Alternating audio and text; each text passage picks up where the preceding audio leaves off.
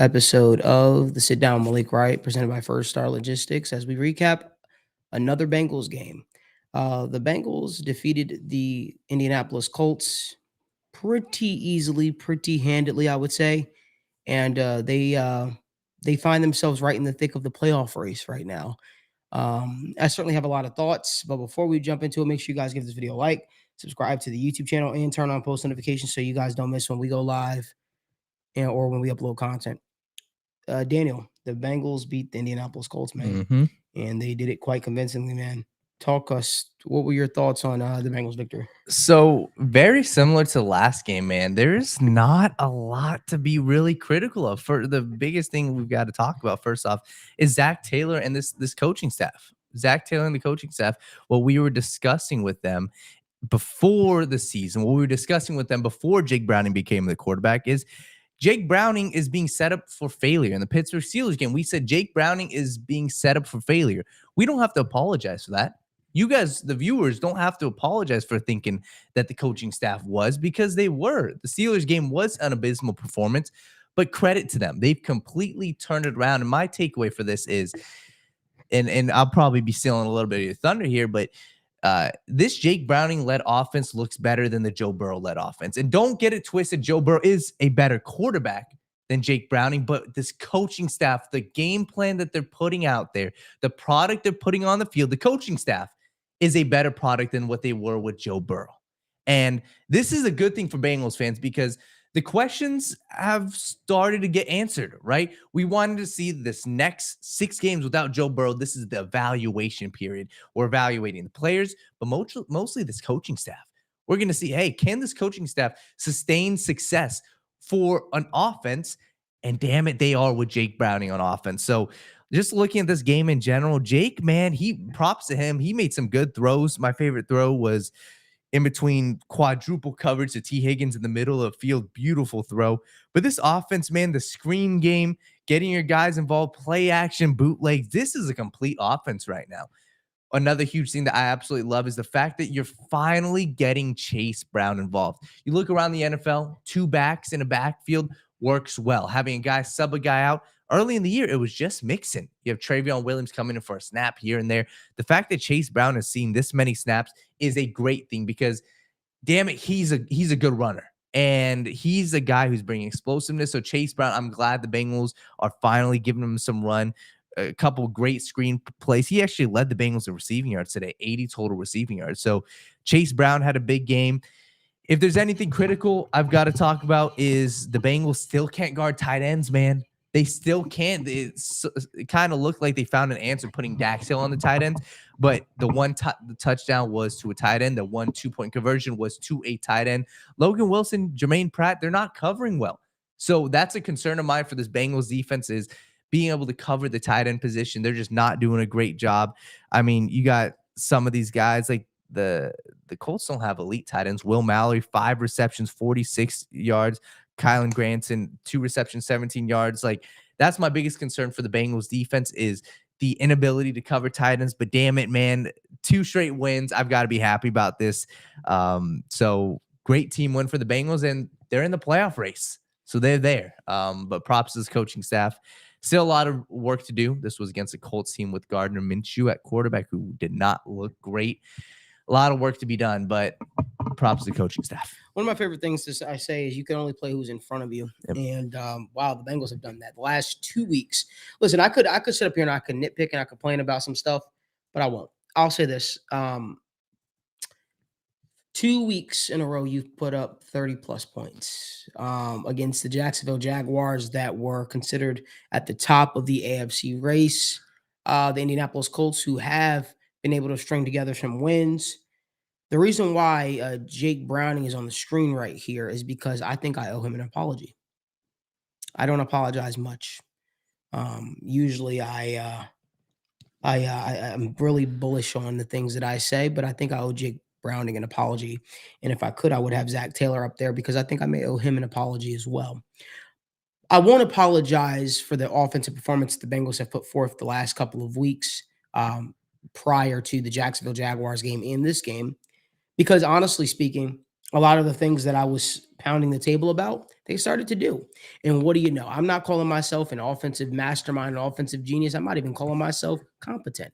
But what I am saying is I can watch film just as much as the next person. And I could say running the ball opens up everything for your team. Isn't it crazy, right? How there were people out there saying Joe Mixon is not a starting running back anymore. Joe Mixon's not this or Joe Mixon not that. The Bengals can't run the football. Isn't it crazy though? The last 2 weeks they've seemed to find their rhythm. Now, did the offensive line miraculously get better? Because the offensive line has been playing damn good. Mhm.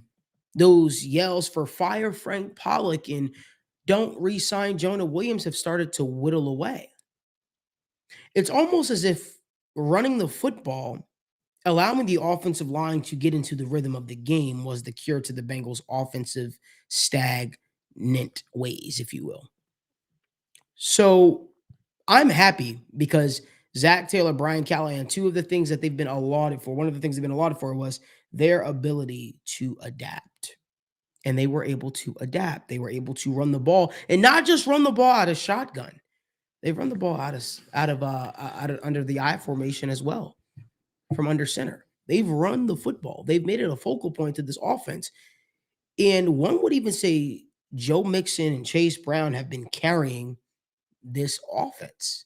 Not carrying it in the sense of other people aren't doing their part, but I mean allowing the offense to get going, providing the spark that this offense is needed. Mhm. One could say Joe Mixon, Chase Brown have been doing that. And yeah, I'm of the belief that running the football is paramount in the NFL. I think if you are able to run the ball, right, even show that you can run the ball or even attempt to run the ball, it allows the play action and deep shots to people like T. Higgins and Jamar Chase. It allows those things to open up. And what do you know? The Cincinnati Bengals seem to have found lightning in a bottle twice. And it all starts with running the football. The running back screens work so beautifully with Chase Brown and Joe Mixon. Those clamors of Joe Mixon is washed or Joe Mixon is no longer a star have gone away. And it's all because you invest in running the football with the running back behind an offensive line that, what do you know, isn't terrible. What do you know? I think the one thing that I will say is I like to think that this is doing wonders for Joe Burrow to sit back and watch. Life can be so much easier for you if you're willing, even though you might not like it, running the ball can make life easy on the entire offense. Cordell Volson doesn't look too bad when you run the ball, right? Jonah Williams don't look too bad when you run the ball, right? The running game don't look too bad when you're running the ball, right? When you're consistent with it. I don't mean 8 runs a game. I mean when you're actually committed to it and consistent with it. It's funny how the offense can do a complete spin. So yes, I won't take this moment to gloat. I won't take this moment to say, I told you so. I won't take this moment to even say the Bengals are doing the things that I've been yelling about. I'll say this bravo to Zach Taylor. Bravo to all of those guys because you guys did the one thing that I was saying you should do run the ball and do it consistently. Zach Taylor, bravo to you. Brian Callahan, bravo to you. Hats off to the Bengals' entire offensive staff. You guys, you guys did it. You guys did it. And not just once, you did it twice. And you proved that you're not allergic to running the football. You proved that you are willing to adapt. You prove that you are willing to get the most out of this offense. And guess what? Getting the most out of this offense is handing the ball off to Joe Mixon, Chase Brown, and then finding your playmakers. And that's what they did. So hats off. The defense. Let's talk about the defense. A lot of us have been on the defense recently because the defense has been struggling. Wow. Today, the defense looked like the Lou Anarumo defense that went on the Super Bowl run.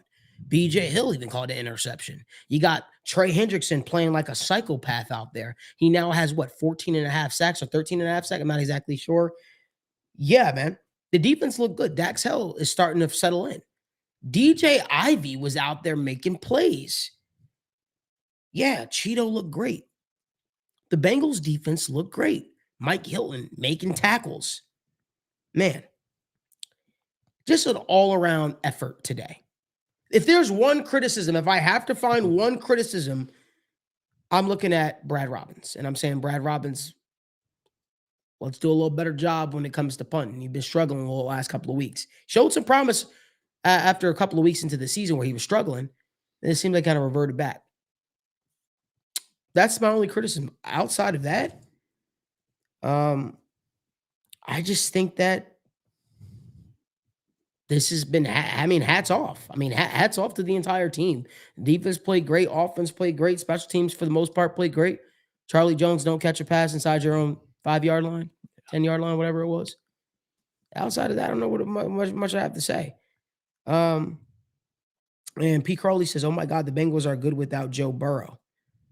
I don't know what the clown emoji's for, but yeah, I think nobody expected this coaching staff to continue to evolve the way that they have, which is why we're seeing success, which is what all of us want at the end of the day. So, hats off. I'm excited. Let's get to some questions.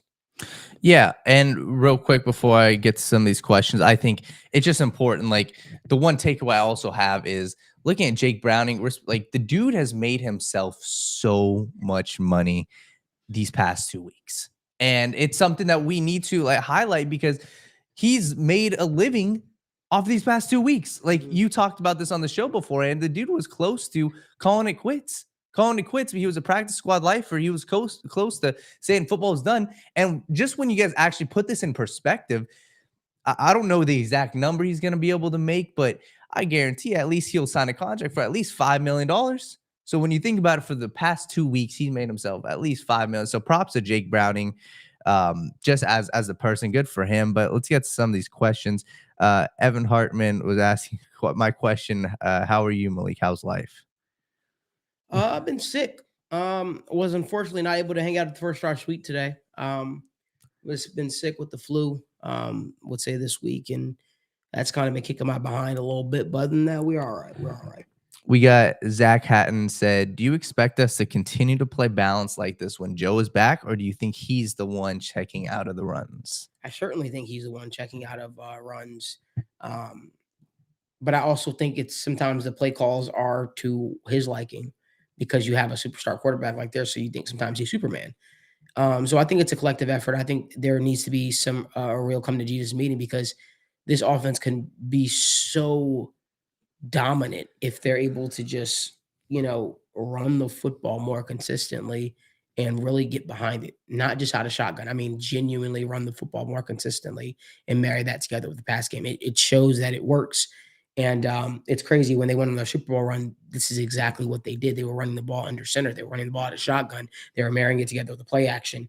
So it shows that they're able to do that. Even when they went on that last run, those last 10 games last year, they were running the football. They were running the football and they were doing it consistently. So it's definitely something that has proven once again that if they're able to do it, you can then get your playmakers involved. You can't just come out of you have to earn the right to be able to throw the ball deep, marry it together with the play action game and get it to your playmakers. Because if you give the defense nothing to respect when you try to play action after running the ball only 4 times, who's going to actually fall for it? Who's actually going to believe that you're running the football, which is why they're able to play that two safety high shell and force you to go other places. So that's why that's why we were hammering the table saying, hey, a tight end is so prevalent in this offense because when they take away Jamar Chase, T. Higgins, what else are you going to go to? You're going to go to Tyler Boyd in the slot. If you don't go to Tyler Boyd in the slot, you need to be able to check down to a tight end. And, obviously, ever since they've elevated Tanner Hudson, we've seen what he's able to do. We've seen what this offense is able to do when they have a capable tight end and a person that's able to offer some upside from a receiving standpoint. So, yeah. And even when you look at it, right, you look at the past 2 weeks, some people can say, oh, the Bengals are only running it because they're winning. They have 32 rushes this game, 31 the week before. In their last win against the Bills, they only ran it 20 times. So there's people saying, well, it's the game script. It's not the game script all the time. It is this coaching staff making the change to saying, hey, we're going to actually go out there and we're going to run the ball. Ken Dipple said, do you guys think, are you guys on the same wavelength as me that the Bengals should be running 2 running back sets at the same time with Mixon and Chase Brown in the backfield? I think at the time and the place for it. We think you saw it today. Like it was cool to see Joe Mixon line up at fullback and them hand it off to him. I think there's a time and place for it. I think you don't want to do anything I don't think you want to overdo anything. I think they do a great job of spelling each other. I think we finally found the running back too that the Bengals have been looking for. I know it's only been a 2-week sample size, but what Chase Brown has shown has been really impressive, I'd say. And I even went back today to rewatch his highlights from college, and it's everything he showed. It's everything he showed. He was always explosive. He was always fast. He could always catch the ball, and he's always great jump cuts, great in between the tackles. Just not the biggest, not the strongest. So utilize him to his strengths. We got C Griff 142, our guy. He said Chiefs look like a winnable game every week with those receivers over there. What's your thoughts on Kansas City? I believe in 2 weeks. It's funny. I was literally saying that I think that is a winnable game because I don't think the Kansas City Chiefs are the same explosive team. And all I'm going to say is if the Kansas City Chiefs want to win that game, they better be prepared to score 25, 30 plus. And that's not me challenging them saying that they can't do it. But I just think that because of the lack of experience from the receivers that Patrick Mahomes is throwing to outside of Travis Kelce, it shows, right? Rasheed Rice is coming along nicely, but I think some of the other guys that they have, guys like Kadarius Toney, Sky Moore, those are guys that are off leaving a lot to be desired out there from a receiver standpoint. Yeah, we just got some comments. Honest fan, we appreciate you tuning in. He said, man, if Joe was healthy this year, this would have been our year. Still proud of Jake Browning. Hope he continues to play well. Season's not over, but yeah, it's definitely. But I'll be honest, this was needed. This was needed because the way the offense was performing, albeit they were 4-3 or 4-4 when Joe Burrow got hurt, still, this Bengals team before the past 2 weeks was not a Super Bowl team. They had the makings of it, but it was necessary that this coaching staff got it right. And our hope, our expectation is you can carry this over with Jake Browning into with what Joe Burrow is going to be, hopefully, when he comes back next year. If you guys have any questions, drop them down. Honest fan said, can we shout out AJ McCarron for coming in and throwing a touchdown too? Bad OPI call. Yeah, that was an interesting offensive pass interference called on T. Higgins. Especially when Michael Pittman was doing that all day. So AJ McCarron is who I thought he was. I like AJ McCarron. He was my quarterback at Alabama. Not when I was playing there, of course, but just when I was watching Alabama, and I became a huge AJ McCarron fan. So it was nice to see him come in there, and it was nice to see that he wasn't scared, and the coaching staff wasn't scared to let him air it out, even though the pass did get called back. So yeah. Once again, if you guys have any questions, drop them down. I've got a question for you. What were your thoughts overall on the pass rush? Obviously, Trey Hendrickson is elite. Trey Hendrickson is the guy who is providing the biggest juice, but we saw Joseph Ossai for some snaps. We saw Miles Murphy for some snaps.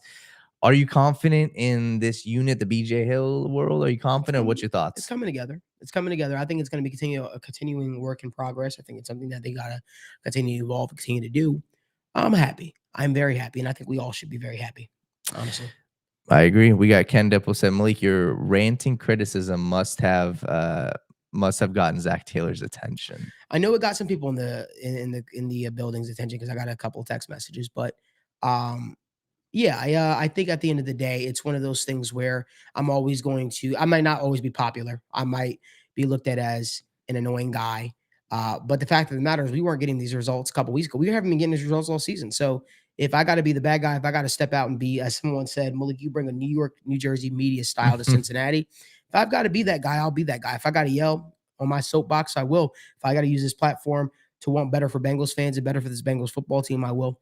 And even if that doesn't make me popular with people inside of Paycor Stadium, I'm okay with that. I'm okay with that because at the end of the day, this team is special and this team has the ability to go very, very far the next couple of years. So it's just all about continuing to stay the course. We got Cornell Hope said, besides us winning out, what other scenarios have to happen for us to make the playoffs? I mean, right now you're tied. You're tied with the Steelers. You're tied with the Colts, tied with the Broncos, tied with the Texans, the Bills. All these teams have the same exact record. So winning out is important. But, I mean, you just look at the schedule. Like, you've got to play the teams who are in front of you. You got the Vikings, you got the Browns, and you got the Chiefs. I believe those are the 3 teams left. They're all winnable games. So, and the Steelers. You still have the Steelers. And the Steelers. So that's another huge thing. You've got, the ability to control your own destiny with at least one of those teams. The Pittsburgh Steelers right now, you face them, they have the same exact record as you. You've got the ability to change your destiny with that. And you've listen, all these games are winnable. So what other scenarios? There's still a lot of game to be played, still a lot of moving different parts. Because I mean, all these different teams, like the Broncos have a somewhat easier schedule. The Houston Texans have injuries, Tank Dell. So overall, what's your thoughts on the Bengals playoff hopes the next 4 weeks? Listen, for once, I just want to do this. I want to take it slow, take it one game at a time. Don't want to get too high, don't want to get too low. Just control what you can control. Continue to stack wins on wins on wins, and the rest will fall where they may. The chips may fall where they may, but winning is fun, right? Winning is fun. Winning cures all. And I think as long as the Bengals continue to focus on taking it step by step by step with Joe Burrow, our thought process where we were shooing for the playoffs. We're automatically thinking Super Bowl, and what Yep. we are. Listen, let's just take it one game at a time. That's not me saying we can't make it. I just think that this team is going about the business the right way. It's not about the playoffs. It's not about the debate. It's not about any of that. It's just we'll beat the team that's in front of you. The team that was in front of them today was the Indianapolis Colts, and they did that convincingly. The team that was in front of them last week was the Jacksonville Jaguars. The team that's in front of them next week is the Minnesota Vikings. Control what you can control. And I will say this.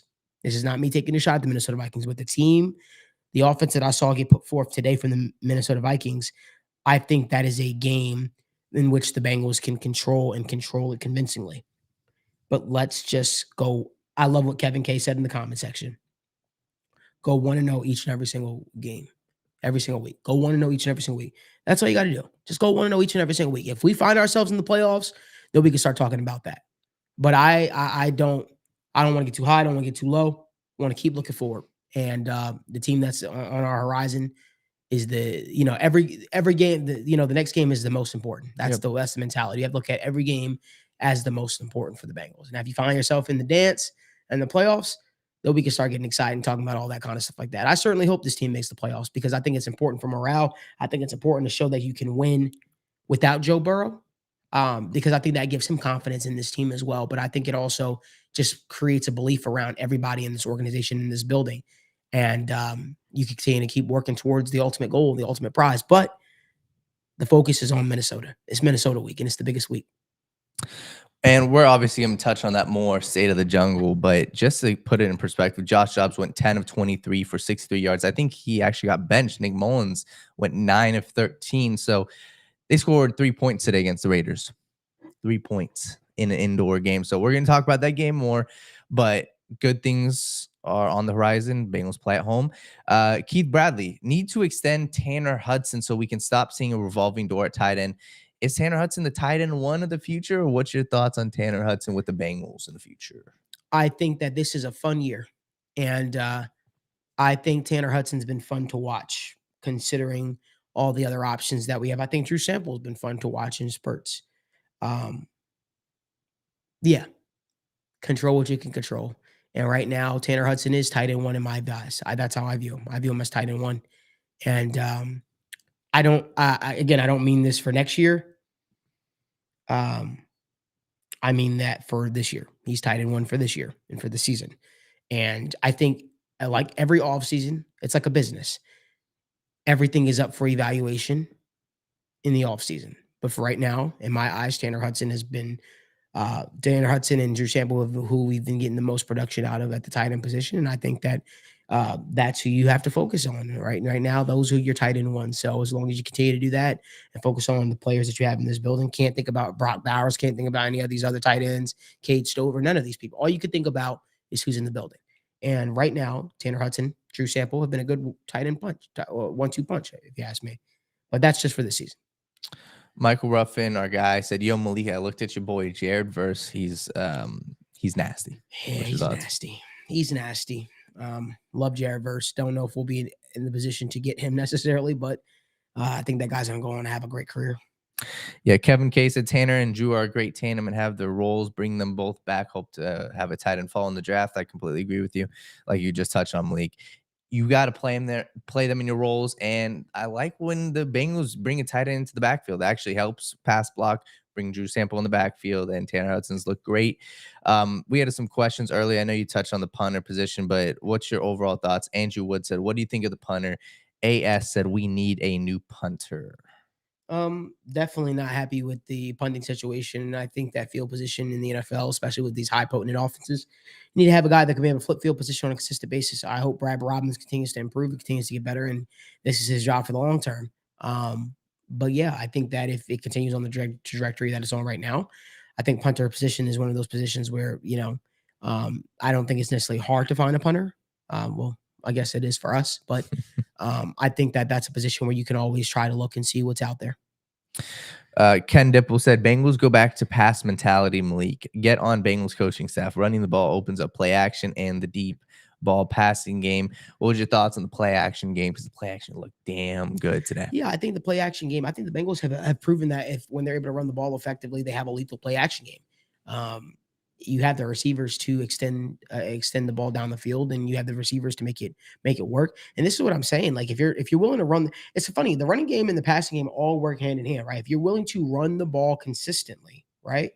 If you're willing to run the ball consistently, it opens up the passing game. Then it makes it worthwhile to have two receivers who you're paying $25+ million to a year, because you're able to utilize them. It doesn't make sense when you're not able to run the football, where you're not willing to run the football, and you're just coming out from the gate and throwing the ball to them. Yeah. Once again, if you guys have any questions, drop them down below. If And I'm kind of confused by Ken's question. Bengals go back to pass mentality, Malik. I don't know what that I means. think I feel like he's hoping that they don't, because he was saying Okay. get on Bengals coaching staff. Yeah. So he was like, he was. I think he was probably. I Just, mean, if they don't learn anything from this run that they're on, I don't know what to say. I will be back on the soapbox, and again, if next week if they come out and they do the same thing again, I will be back here saying the exact same thing. We play on Saturday this week, right? So Yep. I'm looking forward to that game. Hopefully I can kick this illness's ass, and I could be at the game, but I just didn't want to chance it with the lovely people at First Star. I didn't want to be get anyone sick, because that's just not fun for anybody. So as long as it takes for me to get back to 100% healthy, that's what I'll be doing. So Mr. Ohio said, if Jake continues to play how he plays, what should the Bengals do with him next season? Right now, so just so everybody knows, he's a free agent next year. Right now, he's only making $750,000. What do you expect they do with him? I think you're gonna want to obviously try to bring that. I can't believe I'm saying this. Wow. I think you're gonna want to try to bring him back. But I think the cool thing is I think AJ McCarron could be a backup too as well for you. But I think Jake Brown is gonna probably want to test his value maybe, and see what's out there for him. Yep. Um, but again, I think if Cincinnati is willing to offer him good backup money and come here to Cincinnati, because I don't know if anybody's gonna be trying to say, hey, let's make Jake Browning our starter necessarily. But who knows? You never know. You just don't know. And I got to be honest with you, Brian Callahan might play himself back into the head coaching conversation. I'm just being honest with you. He might have played himself back into the head coaching conversation, because it's like, damn, if you're able to do this with Jake Browning, maybe what could he do with Derek Carr or somebody like that, or whoever, And Brian Callahan might find himself in a head coaching situation, because this is, yeah, I don't know. And just to put it in perspective, here's some of these, right now, the backup quarterbacks that are making money. Case Keenum has a $3 million a year. CJ Beathard, $2 million a year. Teddy Bridgewater, $3 million. So he's probably going to want, if he's probably going to get $3 million a year. So we'll obviously see what the Bengals want to do with that. Mm-hmm. Travis Schwaller said, with the fact, to my knowledge, that we've never signed a Mulgeta player to a non-rookie contract, do we stop drafting players who employ his services? No, you never stop drafting great players. And you can't tell players who they should sign with. Unfortunately, when the Bengals signed Jesse Bates, he wasn't signed to David Mulgeta and Athletes First. Athletes First is dominating the sports market right now, where they're able to grab a lot of athletes, is because they have people like Savannah Foster, and they, I think even, I don't think Nicole Lynn is with them, but they're able to get the most out of these teams when it comes to their players. You can't stop drafting great players just because of an agent is bullish on getting the most out of his players. At the end of the day, you have to continue to draft those players, and hopefully you guys can eventually at some point in time come to a resolution or an agreement. But I can't blame David Moguera for being a shrewd businessman. I don't agree with his tactics all the time. I don't agree with his asking price for some of the players, especially when they're not playing to the level of of which we all know that they are capable of playing, or maybe they're not capable of playing. But it's certainly something that has worked for athletes first, and it's the reason why they're changing the game as one of the biggest sports, um, you know, agencies for players. Honestly, so I mean, hats off to them. But you don't stop drafting players just because of who their representation is. We got Anthony Jameson said the Trey Murphy Osai Hill NASCAR package I saw should be what they use going forward on passing downs. What do you guys think about that? That combination on passing downs. Sure, I think anything that involves getting more pressure at the quarterback, or whether that's defensive ends, whatever that looks like, you could continue to do that. Yeah. And I also think that Sam Hubbard was something that I actually love what they did was they actually switched him from his normal left end position to the right end position. And you brought up a great point is because the Colts were just running behind Quentin Nelson on the left side. And I love the fact that whether it was Lou Anarumo or someone else on the staff said, hey, let's switch Sam to the other side, because as soon as they switched him, they ran the ball to that side, gain of 0. So I love when they move these guys around, but the fact of the matter is Trey Hendrickson is an absolute beast, and he's one of the main reasons why the Bengals are getting their pass rush. Preston Curry said, whatever gets us pass rush, use it. I agree. Even if I love when the Bengals send out all out blitzes. It works. I think when it's all said and done, Trey Hendrickson might go down as one of the best Bengals pass rushers of all time. That's what I believe. He's certainly the best pass rusher I've seen from a consistent standpoint, who gives 100% effort each and every single play. Just being honest with you, from an edge rushing standpoint, Trey Hendrickson has been amazing. Yeah. How Michael Ruffin said, how confident are you moving forward that this coaching staff has learned their lesson about not being a balanced offense? I think it's going to be a fluid conversation that takes place each and every single week. I'm going to judge them on a week-to-week basis. And if they go out there next week and they run the football again, I think that maybe they've changed their ways. But I think we won't get the real sample size until Joe Burrow's back in the lineup, and we know, uh, you know, we see if they've actually learned from that. That's just my honest take on it. I think that's going to be a conversation we're going to be asking ourselves well into the offseason, and then well until number 9 is back under center taking snaps or in shotgun. Yeah, and just going back real quick to Trey Hendrickson. Trey Hendrickson's top 15 right now in total pressures in the NFL, and he's top 8 in sacks. But that's actually before this week, so he's probably top 5 in sacks. Obviously Bengals fans understand, but it feels like the rest of the league doesn't really give him his respect. He should be a consensus top 10 edge rusher, and dude's playing like it. Yeah, for sure. He's just not a popular name. He's not a Watt, it's not a Bosa, not a Garrett. So, remember when he got signed, people ridiculed that signing and said he's a merchant of Cam Jordan and the Saints defense being dominant. So I see a question out here. It says, I know we rag on the screenplay, but they have been working. Well, let's clarify that. We haven't been ragging on the screenplay. We've been ragging on the screenplay to wide receivers.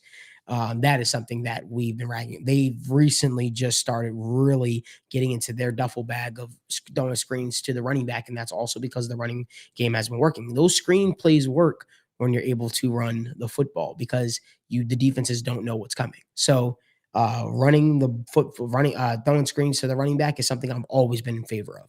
And it's something where, trust me, we watch this team, and the Bengals just stopped going away from the running back screen during the middle of the season. They just stopped using it. So whether it was at the beginning of the season, it obviously wasn't working, but they would do it once in a game and stop. Look at today. They ran it at least 3 to 4 times. Look at last week. They ran it at least 4 times. If you do something enough, it will work, especially with the inclusion of Chase Brown. So Ken Dipple said, what's your view on Coach Lou's defense, always using zone defense? They were in zone defense against Steelers. It made no sense because Steelers are a running team. I think they do that because they lack the pass rush outside of Trey Hendrickson.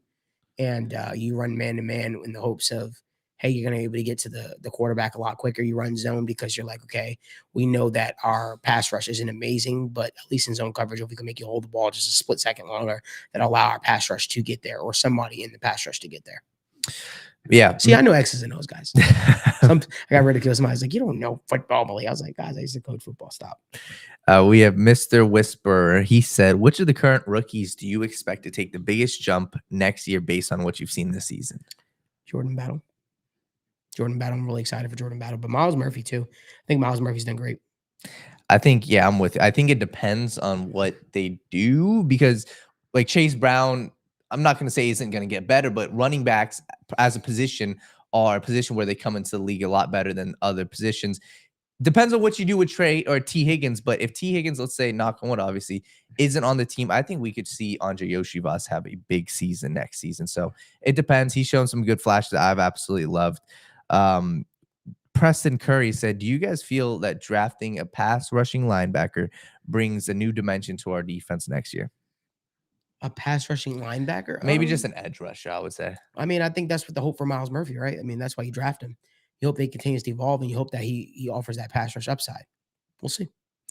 Yeah, Ken Dipple said that means we've got to draft a great 3-tech defensive tackle. Yeah, you definitely. BJ Hill's been good, and he's made some big time plays. He made some big time sacks. He's definitely surprised a lot of people this year, but he's not elite. And the fact of the matter is, you still have got DJ Reader, and DJ Reader is actually going to be a free agent, but you got those two guys. You would look at the Eagles. The Eagles have a rotation of guys that they're confident in. Right now, the Bengals have a rotation of guys that they're just trying out. Zach Carter, these guys are trying out. Josh Chupo, the guys, they're just trying out. If the Bengals could get another defensive tackle, I believe that would be huge for them. Yeah, and it's an area that they've been trying to solve since Geno Atkins left out of here. And we keep saying, we got to get 3-tech, got to get 3-tech. We thought we had something with Larry Ogunjobi and BJ Hill. That would have been perfect if you able to keep those guys in there, man. That would have been so insane. But obviously, Larry Ogunjobi felt slighted after he thought he could go out there, test the market, get something better. Bengals offered BJ Hill his contract that they were offering him. Obviously, the contract with him and the Bears fall through. He tries to, he at that point he feels like he's has an issue with Cincinnati. So what does he do? He signs with the Pittsburgh Steelers, and he's been making plays for them. So Mr. Ohio said, "Is this a make or break season for Nick Scott?" I think he already broke it. Yeah, he had his chance. I mean, he started out the year as a starter. Now, I would be shocked if Nick Scott saw the life of the contract that he signed. Yeah. And Jordan Battle is the new starter. So Cornell Hope said, who was the best rookie so far this year? I'm guessing talking about the Bengals. Yeah, I mean, I guess DJ Turner, you got to say, I mean, DJ Turner's played great. And I'm sorry, guys, DJ Turner has played such like a vet. I forget he's a rookie sometimes. Yeah. Honestly, I forget he's a rookie sometimes. So I forgive me when you asked who I expect to take the next step, and I talked about Jordan Battle, I talked about Miles Murphy, and I just left DJ Turner off because he's already played. He's fit in so well at the cornerback spot for the Bengals. So yeah, my apologies. DJ Turner's played fantastic, and I think that guy is great. We got Michael Ruffin, our guy. He said, not to look too far into the future with so many free agents coming up. Do you think the draft leans more defense or offense? I think the draft should lean BPA, best player available, but I do think you should try to get a game-changing 3-tech in there.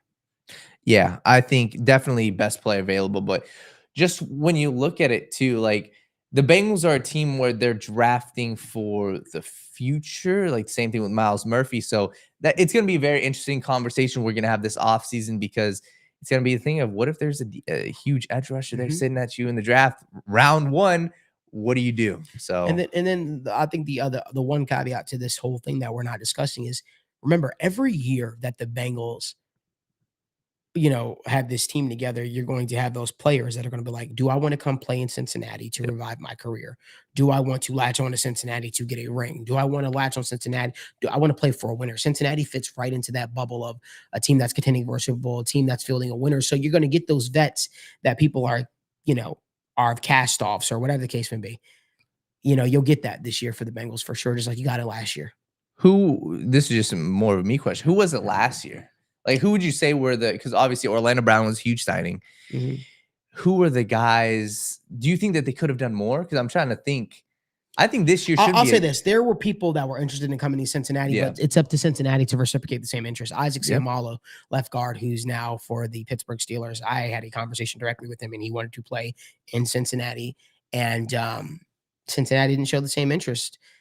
He then went to sign with who? the Pittsburgh Steelers. So it takes two to tango, right? It takes two to Yeah. tango. I mean, there were options out there, the opportunities. Mike Gesicki wanted to come play in Cincinnati. But it takes two to tango. You have to also you also have to be willing to engage in those type of conversations, right? Nick Scott is a guy that was considered a cast off, and they Yep. saw something in him, and they said, you know what, we're bringing that guy in. So again, you also you have to want to play that game as well. Yeah. And that's where, I mean, you see many guys, like I look at like the Dallas Cowboys, what they did with Brandon Cooks this year, right? They went out, I believe they traded for him. That's something that the Bengals, like, you're in the window. Well, we talked about this on last show. Joe Goodberry had a good tweet about this. Every single head coach and quarterback duo that's won a Super Bowl did it within their first 5 years. We're coming up on year 5, and there's no more reason to say, hey, like, there's no more waiting. So this is the year I'm actually excited. Free agency is going to be huge for the Bengals. It is going to be huge. And here's what I'll say this as well. I'm going to put a large amount of money on the Bengals to win the Super Bowl next year. I'm gonna put a large amount of money on that. I am. I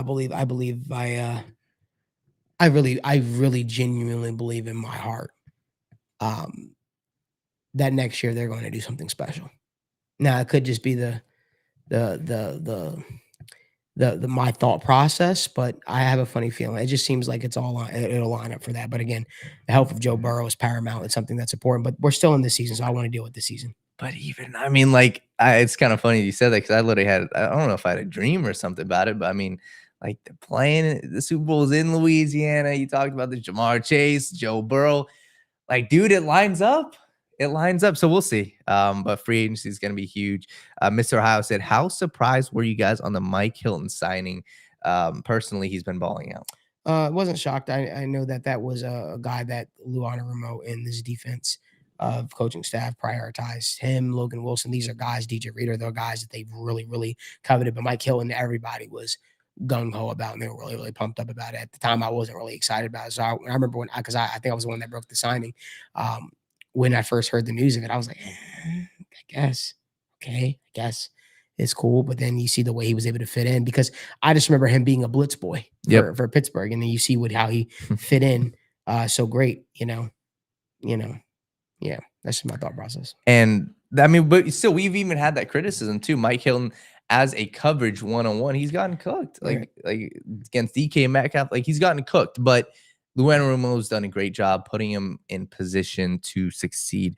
619 Bengals fan said, love what I see out of DJ Ivy and Chase Brown. What are your thoughts on DJ Ivy today? I thought DJ Ivy did a lot of good stuff, man. This is a guy that I was excited about because he's a tweener. Like, you saw he could do a lot of different things. And I think the biggest thing I love about this Bengals defensive back room is that it's very versatile. So, like, there are going to be games, right, where you might get other guys who are favorable matchups for receivers. Like against Kansas City Chiefs, I wouldn't advise having Mike Hilton in coverage. No. Because Patrick Mahomes, if you go look and watch every single game that the Bengals have played against Kansas City Chiefs since he's been here, he's picked on him. And he's going to eye him out. They're going to say, hey, we're going to match you up with the fastest guy that we have on the team. And we're going to say, Mike Hilton, run. You know what I mean? That's just not something that I would advise.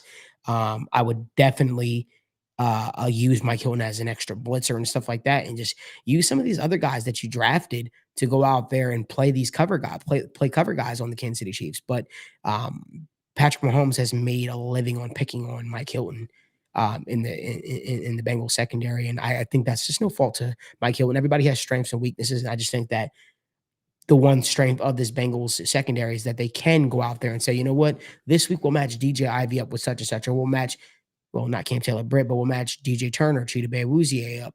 And Mike Hilton, you can just go out there and play, rush the passer, get some extra juice in the pass rush. That way you're not being a liability. That way you really force Pat Mahomes to hold the ball. But if you go out there and you say, you know what, Mike Hilton, you're going to play on the outside against Marquez Valdez-Scantling or Kadarius Toney, Pat Mahomes is going to go there 99.9% of the time. Even if they drop the ball, it's a chance he's willing to take, because if he throws the ball there, I want to say 3 times, they're bound to catch one of them. So I think James Wright, his comment right now, I think this is a very, Very, very important when he said Frank Pollock, is he a mad scientist or what? He had Mixon and Chase in the backfield together. He even had Volson out there kicking ass and taking names. His run coordination and line coaching has been key. The reason why I think that's so important is just the fact that, like, he's not doing anything special. Mhm. Like what Frank Pollock in this offense has been doing, it's not out of the world. It's just damn good. And I think this is a very important comment because it just shows the difference of what the Bengals fans were getting to what they're getting now, Mhm. right? What you were getting beforehand wasn't a Chase Brown. You were getting Mixon by himself. You Yeah. were like having Volson kicking out in the run game. That's like a common concept, but it So works. so I'll say this. This is what happens when Zach Taylor, Brian Callahan buy into what Frank Pollock is trying to do. Listen to me very carefully what I'm saying. This is what happens when Zach Taylor and Brian Callahan buy into what Frank Pollock wants to do, right? You have a guy like Joe Burrow back there, quarterback, who's our franchise quarterback, superstar quarterback who likes to run the ball out of shotgun, doesn't like to be under center. And so they're pass happy and they're not as committed to the run. Now you're in a situation where, damn it, we need to run the football. And we have to turn to who? Our run game coordinator, as well as our offensive line coach. And we need to try and make life easier for Jake Browning because we can't run the Joe Burrow style of offense. So, Frank, what is going to work, right? What can we make happen to make life easier for the offense? And Frank's like, I'm glad that you asked, Zach. And then what do you know? The Bengals offense starts running the ball under center. They start doing creative things like having two running backs in the backfield with each other. They start marrying the running game with the pass game, running back screens, yada, yada, yada. Now it all looks like it's working together. So what looked like a couple of weeks ago that damn, we couldn't work together because I have a different philosophy, right? You think about it. Jim Turner fit Zach Taylor's philosophy and this Bengals coaching staff philosophy a lot more, but Jim Turner wasn't a good offensive line coach because the offensive line definitely struggled from a technique standpoint. You bring a guy in like Frank Pollock who has the techniques to get the most out of the offensive line. You also give him the tag of all running game coordinator, and now you give him the keys to coordinate the run game, and now it all works perfectly. But none of that happened unless Joe Burrow went out, because now with them needing to rely on the run game and with them needing to make life easier on a Jake Browning, because this is a guy that again is gaining experience as he's going, it all looks like it's running like a well-oiled machine. So I hate to be the person to say that, but maybe Joe Burrow's injury, knock on wood, was the best thing that probably happened from this offensive coaching staff to work together, because it proves that Frank Pollock and Zach Taylor can work together. Zach, it proves that even though Frank doesn't fit necessarily your vision from a schematic standpoint, he knows what he's doing. And maybe your best thing and Brian Callahan's best thing is the passing game. And maybe his best thing is the running game. And even though it might be different, it works together as well as a machine. So now here's going to be the catch. Can you guys now work together when Joe Burrow does come back and say, Joe, we know you don't like to do this, but this is what's going to get the most out of the offense. This is what's going to keep you upright. This is what's going to keep you in the lineup.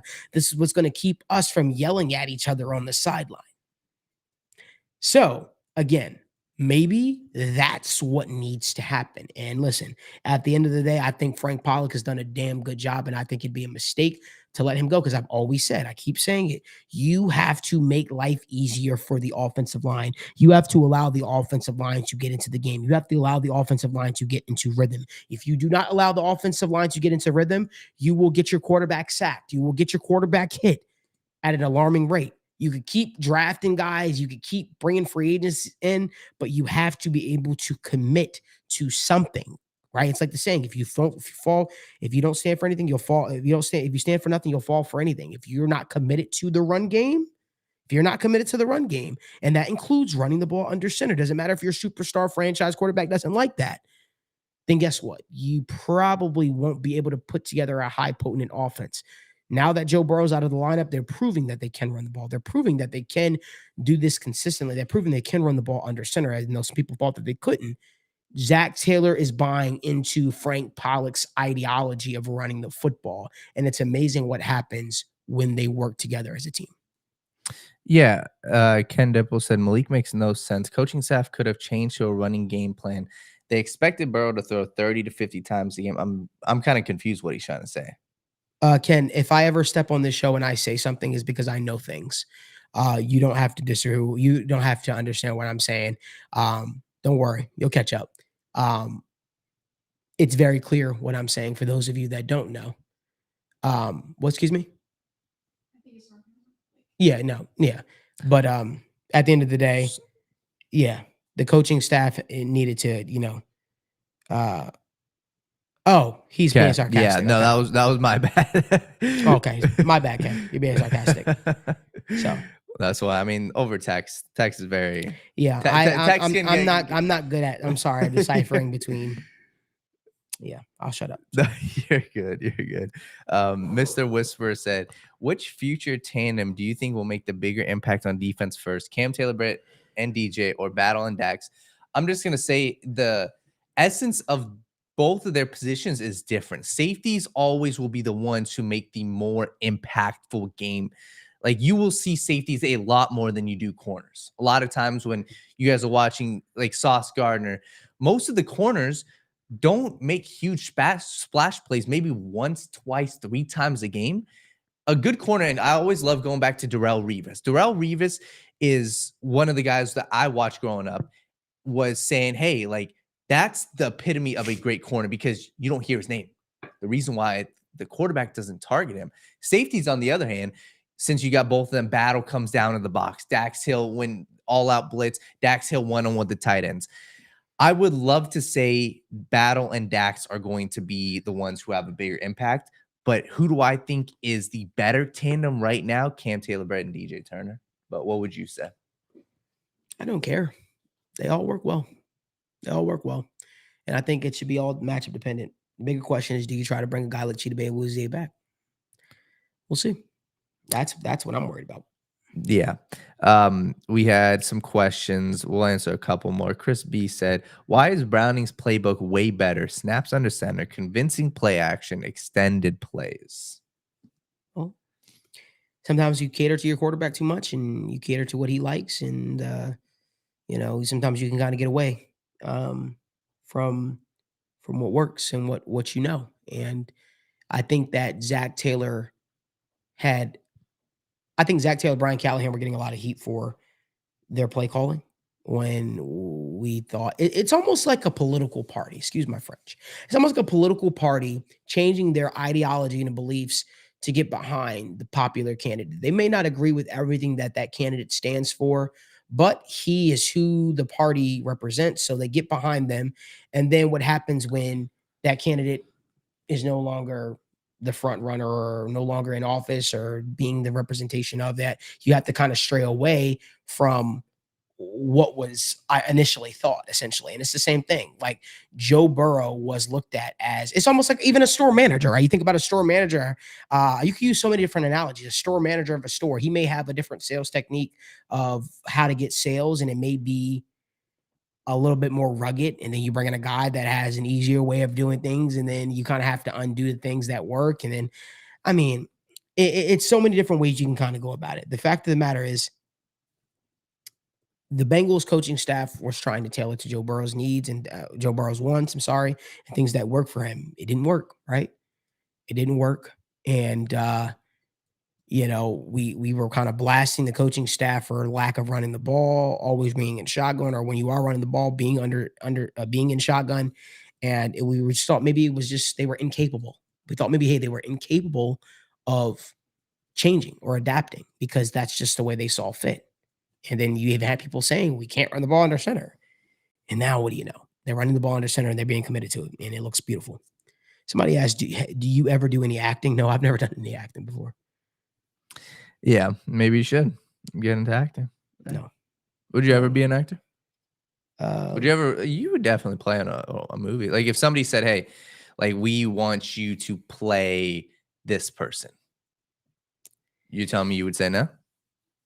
I don't know if I'd be. Oh, somebody said no. The other guy, they're saying you. Oh, probably because Make Love. Yeah, that's probably what they're calling you. Yeah, but still, like, would you? Would I act? No, I mean, what I got to act about?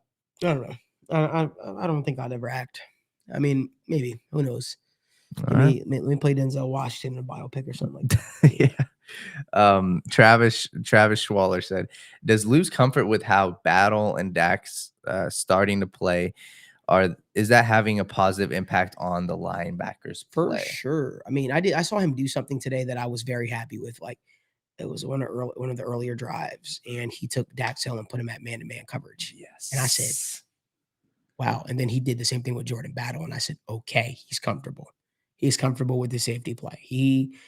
I won't say he has complete, total trust and faith in them because I did see Nick Scott in there for passing down. He might have been there for more, but I just remember putting my head down when I saw him in there for it. But um, you gaining more confidence. You're gaining more confidence in the safety tandem and the secondary. Remember, this is a young secondary. It's a young secondary. They're still learning. They're still learning each other. But I definitely think that Jordan Battle and Dax Hill are the safety tandem of the future. And you saw what happened when the exact play that you talked about, Dax Hill 1-on-1 with the tight end. What happened? Dax Hill pass breakup. What didn't even, I think it was on third down. So And Rushi said, "I'm sorry. I thought that would be funny." No, no, it was it funny. was funny. It was funny. We hear it a lot, but No. it's definitely hilarious because it's true. It's kind of true. I also don't wear glasses that often, so I can definitely see how I look like McLovin. You know what? It's almost time for Sunday Night Football. I want to let these people get out of here. We Yeah. appreciate you guys so much for tuning in to another recap Bengals show of the Sit Down with Malik Wright. We appreciate you guys so much for spending every single Sunday night or third. Well, we didn't do it. Okay. We appreciate you guys for spending every post Bengals game with us. And we hope that you guys had a very, very fun Sunday football Sunday. Obviously, the Bengals play on Saturday. So as always, we'll be live Saturday evening, even though it might be a little later because there's UFC 296 going on. And Oh, you know, damn. I need to pay attention to that. We appreciate you guys so much for tuning in. Ken Dipple says again, Malik, your diagnosis is correct. I was going to write personally to Taylor pointing out to run the ball. And I hope that maybe that would have helped too, my man.